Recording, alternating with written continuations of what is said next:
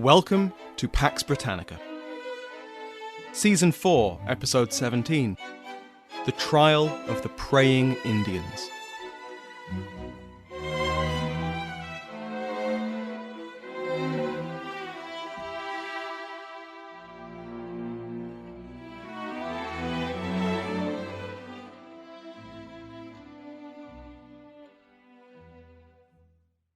Welcome back to Pax Britannica. I'm your host, Dr. Samuel Hume. Last week we saw the first shots of King Philip's War, and we left off with Benjamin Church's ill-fated expedition into the Pocasset swamp to try and capture the Sansqua of the Pocasset and King Philip's sister-in-law, Weetamoo. That didn't go well, although Church did get a new kettle out of it.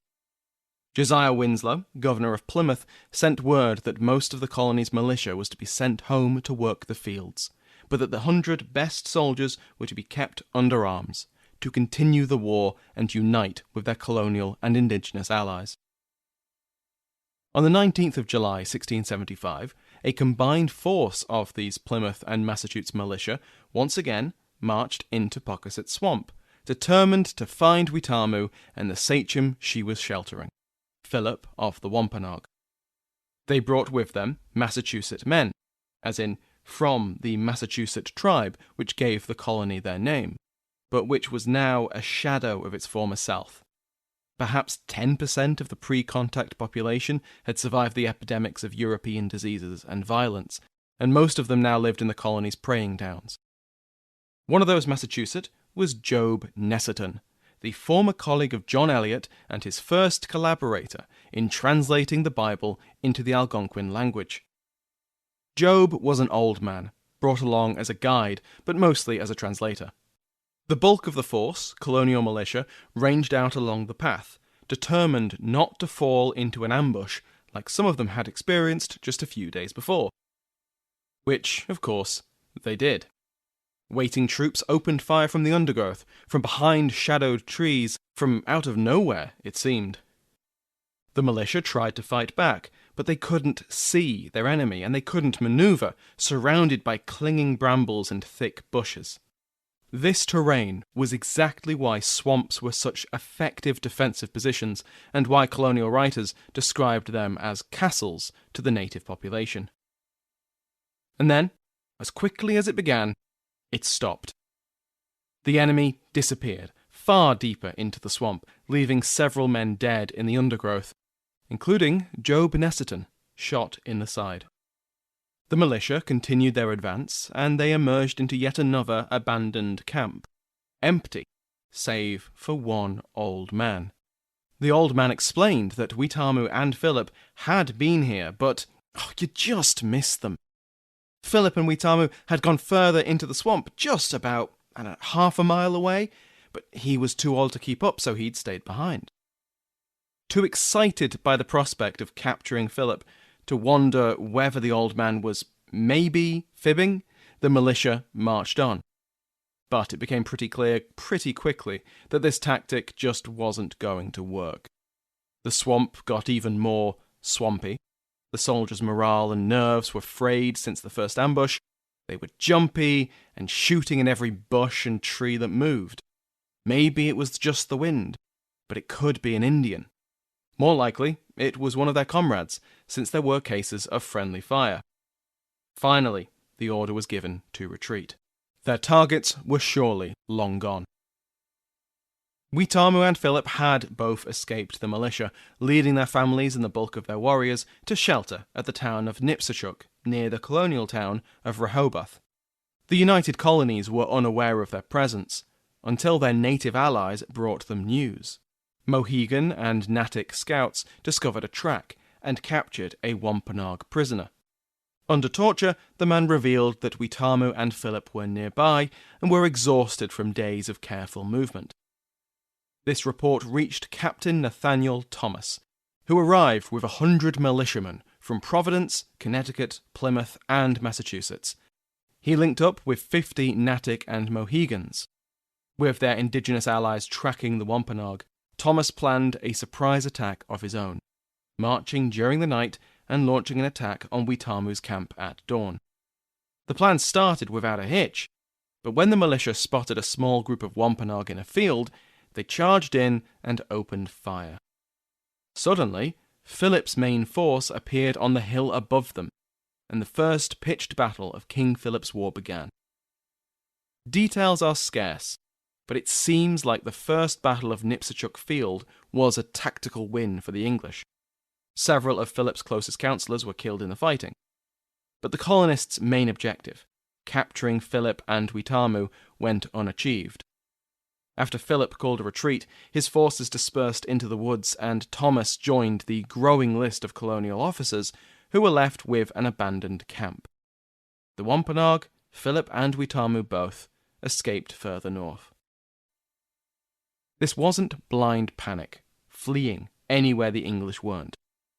Philip was pulling on the threads of his kinship network and bringing them into the conflict.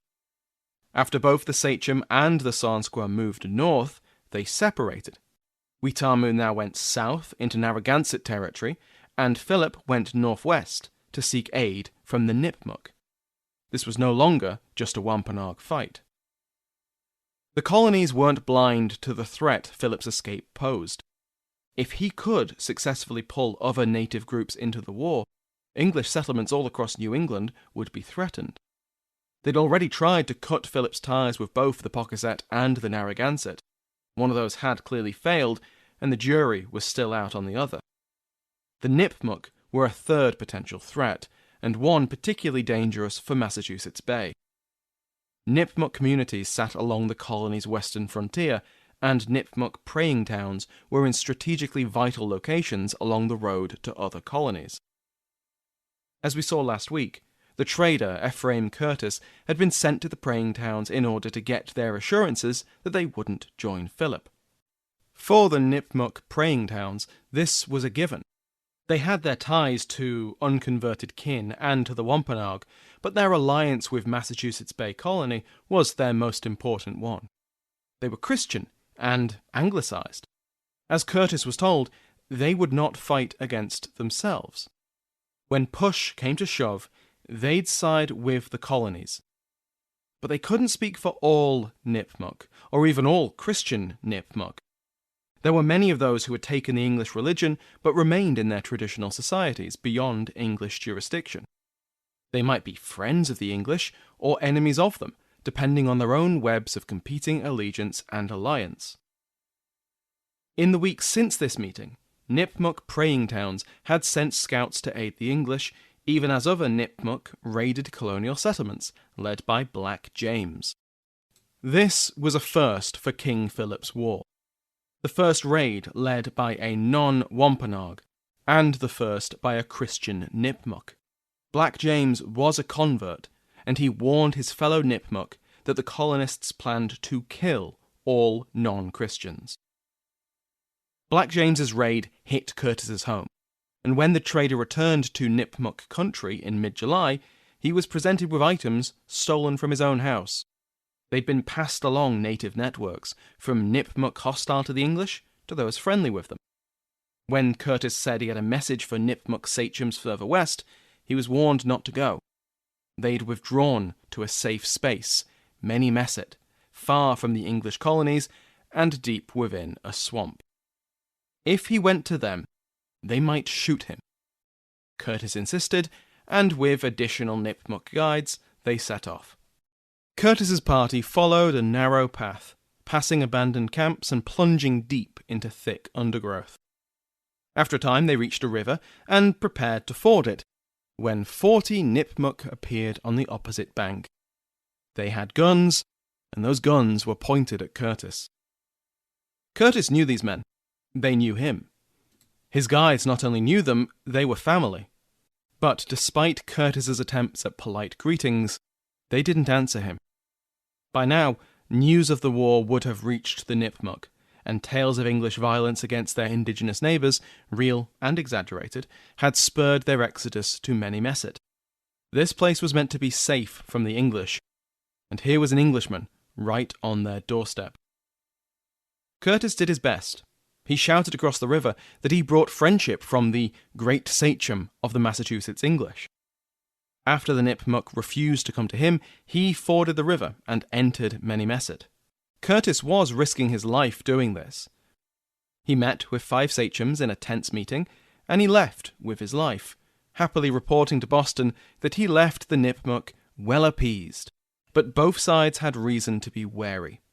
For the Nipmuc, they shared the same pressures which were squeezing all indigenous groups in New England: religious conversion and land seizures.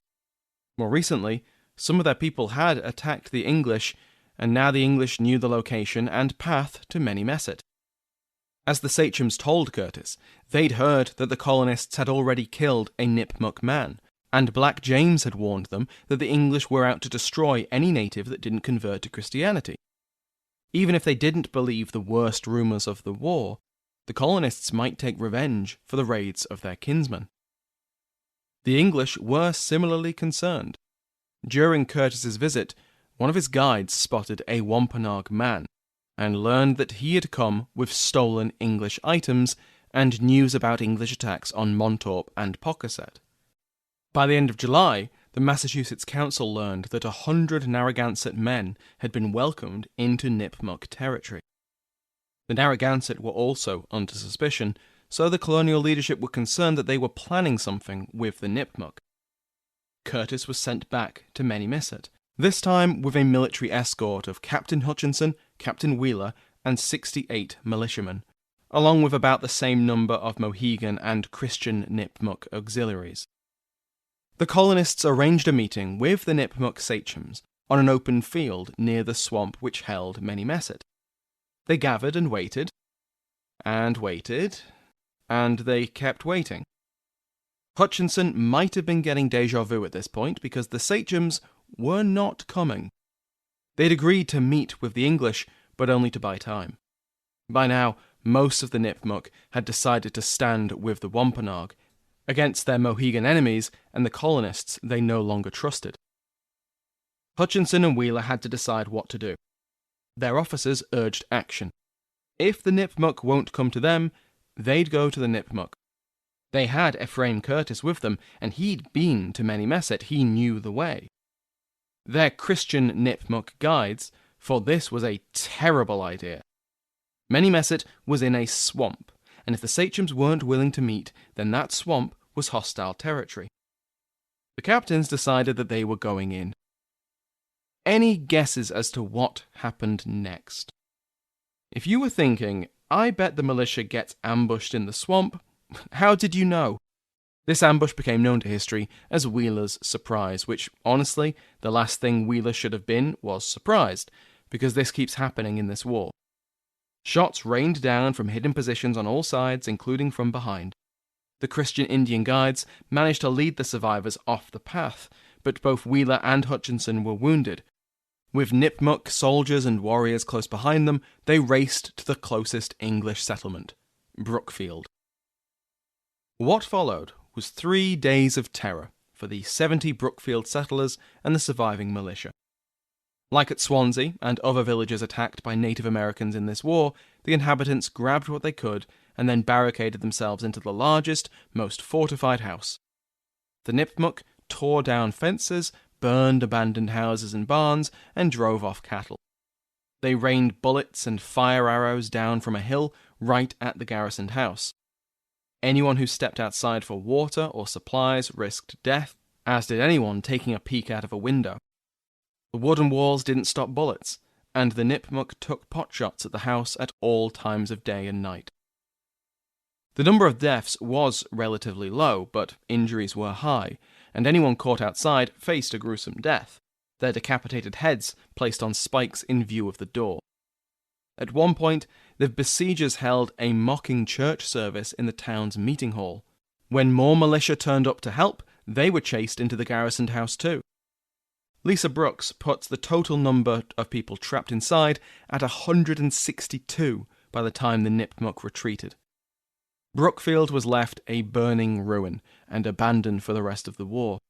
The injured were evacuated, and Hutchinson was among those who died from their wounds. This was more than just an extended raid, nor was it a failed siege with the goal to massacre everyone in Brookfield like contemporary accounts saw it. The siege of Brookfield was, among other things, a distraction. With colonial attention drawn to the smoke and gunshots at Brookfield, Philip of the Wampanoag was able to safely reach Many-Messut. Philip met with the sachems of the Nipmuc, congratulating them on their victories over the English, and as a display of humility and gratitude, he broke up his coat of wampum beads and shared it out with his new allies. Philip and the Nipmuc then sent messengers out, east to the Pennacook and south to the Narragansett. This was no longer just Philip's war, if it ever had been. Meanwhile, colonial leaders were riddled with anxiety. Despite their superior numbers, supplies, and firepower, and of course God on their side, this war had gone badly. They couldn't find Philip. They couldn't contain the fighting. Every attempt to penetrate the swamps had ended in death and defeat, and more frontier towns were burned to the ground, with their attackers disappearing before the militia could arrive. What had become very apparent was that the land they thought they knew, country they believed had been tamed and improved after half a century, was still not entirely theirs. And if they couldn't trust the land, how could they trust its people? Even those who claimed to have converted to Christianity and lived under English custom and English law. Last week we covered how indigenous and European concepts of identity and loyalty differed.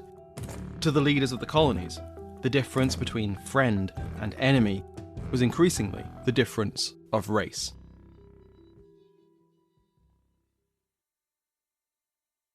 Remember James Printer?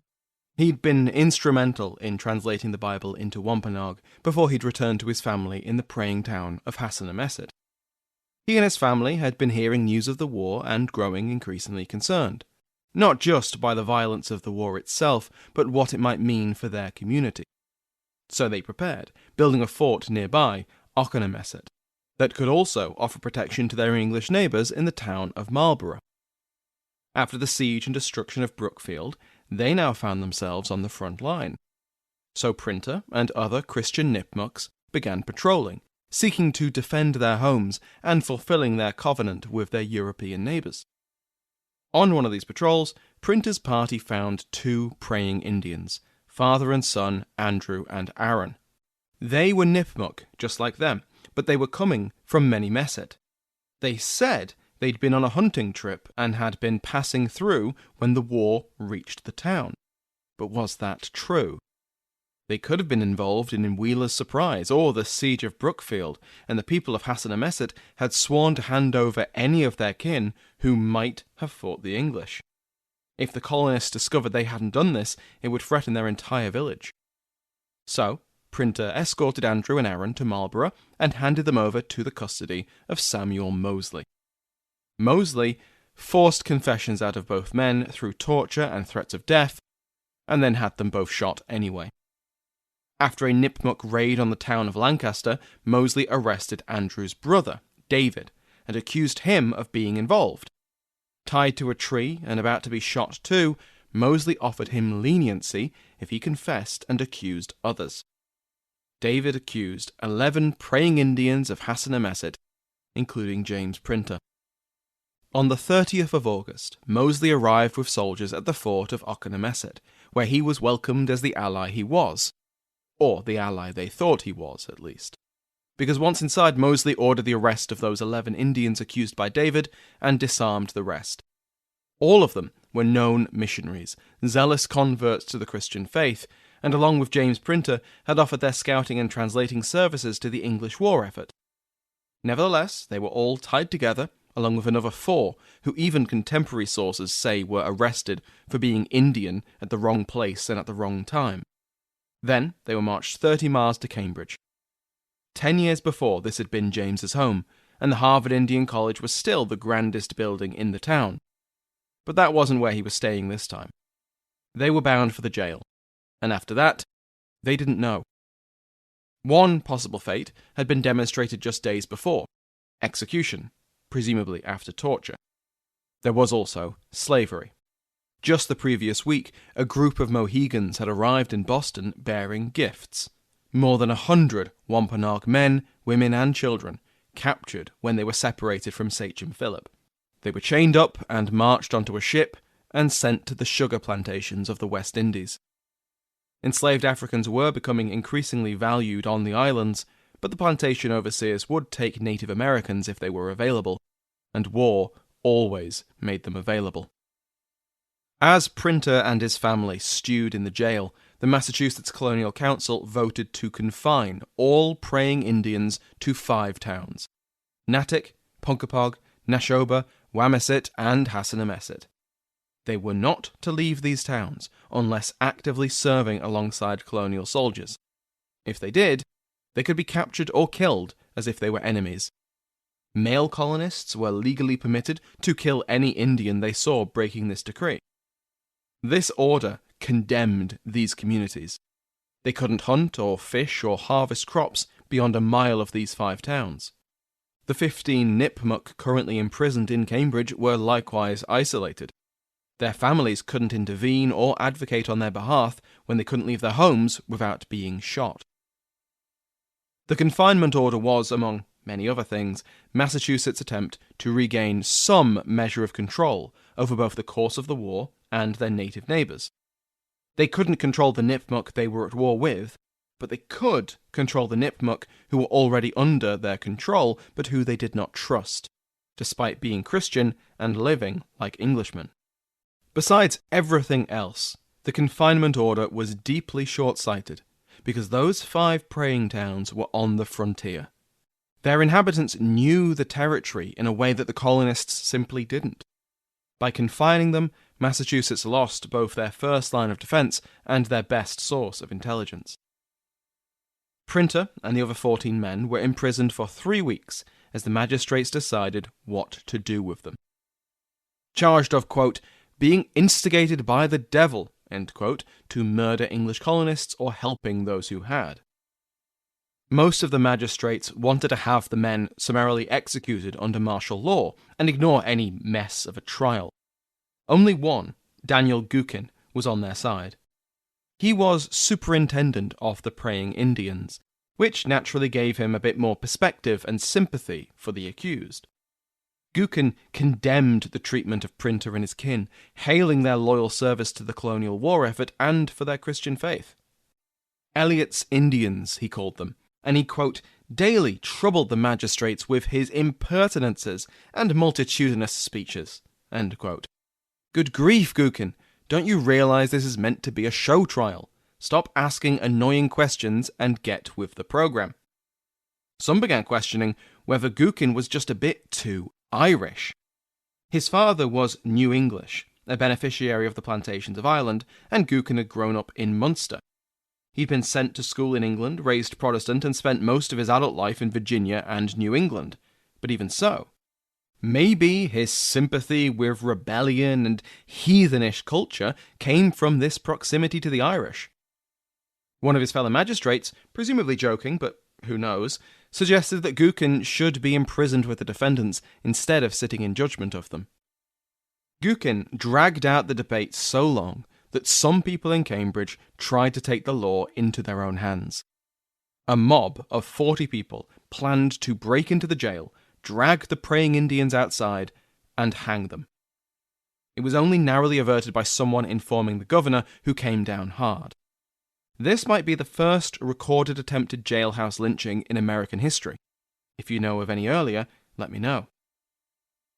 The jailed Nipmuc had called on political allegiance, their shared cultural and religious ties to the colonists, even their demonstrated loyalty to the colonial war effort, and a noose was still waiting for them. But then the Christian Nipmuc received salvation from an unlikely source: the Mohegan sachem, Uncas. He arrived in Boston to firm up the alliance between the United Colonies and the Mohegan, but before he got to that, Uncas had a few conditions. First, he wanted Mohegan lands confirmed. They were fighting alongside the colonists, but they knew how land-hungry they could get. Second, they had a complaint about the Narragansett. They'd attacked a Mohegan force and freed their Wampanoag captives, which just wasn't okay. They were meant to be staying out of this war.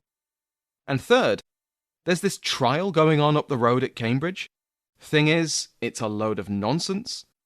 Uncas declared that they were not guilty of the charges. Once again, the colonies clashed into the intertwined allegiances and ties of the many native nations. The accused, or their relatives, had either fought beside the Mohegans in this war, were owed protection by the Mohegans, or were otherwise well regarded. The Mohegans might now be at war with most of the Nipmuc, but not these Nipmuc. The colonies needed the alliance with Uncas to have any chance of turning this war around, so under Mohegan pressure, the Nipmuc were allowed a trial. Mosley testified that he had tracked the men from Lancaster, that they'd carried a bandolier taken as a prize from the town, and one had been covered in blood when he was arrested.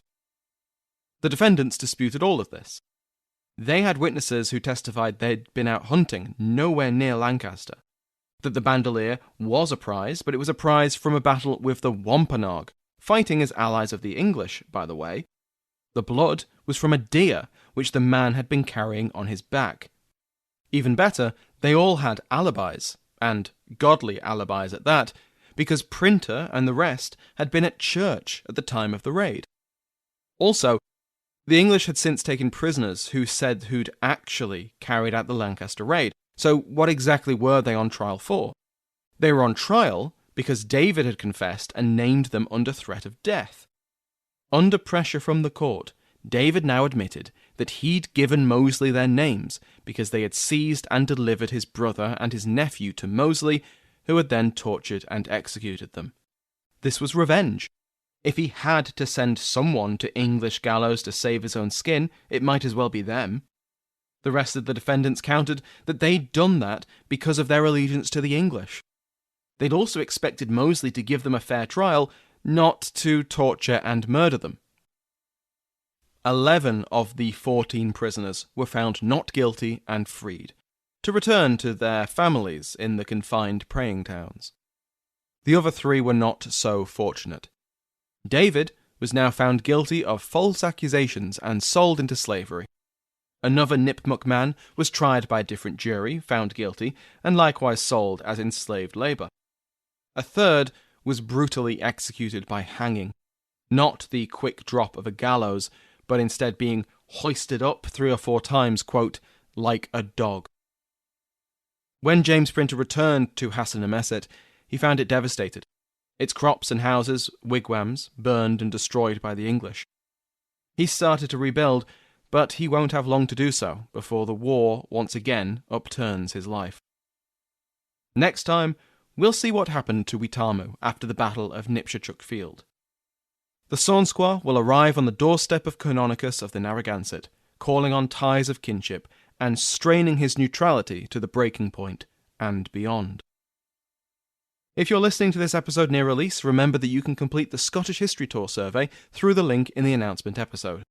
This will help me craft the kind of tour you'd like to go on, and if you're not already a member of the Patreon House of Lords, you'll get a 3-month as a thank you. Speaking of the Patreon, it has been joined by Alex Ernst, Marquis of Olness. They join the illustrious ranks of supporters who keep this podcast going, including the King's favourites Mike Sanders and Jaro Kotowski, Michelle Gersich, Duchess of Devon, Keto, Marquis of Wolverhampton, and Earl Ross of Templeton. Thank you to all of my patrons, those I've mentioned and those I haven't. If you're not a patron and you're on the fence about becoming one, for just $5 a month you can listen to this episode and every other episode ad-free, or you can do the survey. Patrons also receive the monthly Britannica Gazette Q&A and a Patreon-only chat room. Go to patreon.com/Pax Britannica for more information. Thank you to Sounds Like an Earful for the interval music used in this episode, to my entire House of Lords, and to you for listening.